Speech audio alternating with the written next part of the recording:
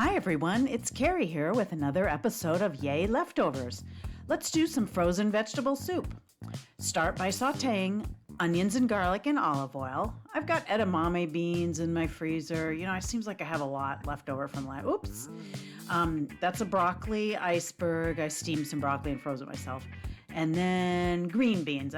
Seemed like I had 4 or 5 bags of green beans in there for some reason from last winter. So I'm going to put all that in there and give it a stir. Oh, here's the bouquet garni. Now I'm lucky enough to have an herb garden, but if you've got any herb sprigs in your refrigerator or dried herbs, now's the time to add them. And we're just going to try to bring this up to temperature and add a can of tomatoes. Since I'm doing a double recipe from the one on the website, I've got a 28-ounce can, but you'll just use a 15-ounce can. And be sure to swish around some water and get everything out of there. That's a BPA-free can, of course. And then we're going to add more water. I'm not quite adding all of it yet because I want to see how the vegetables cook down. Adding a little salt, not too much right now.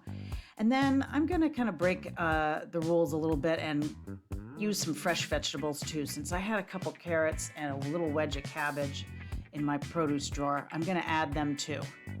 But you can just keep adding frozen vegetables, whatever you like. The idea here is to clean out your fridge, obviously, and your freezer.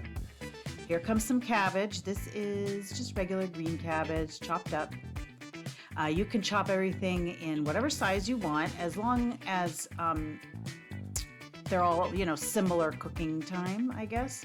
I want my soup to be super tender and release a lot of flavor into the water, so you'll see I cook it for quite a while. But if you want crisper, a little bit brighter flavors, then cook it for less time.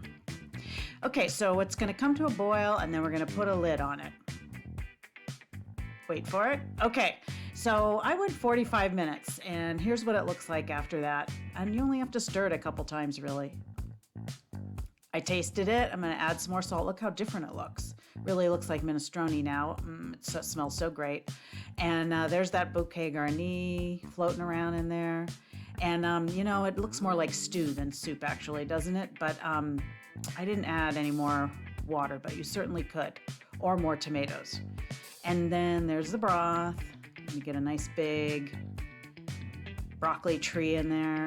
And then you could either top it with cheese or a little drizzle of olive oil.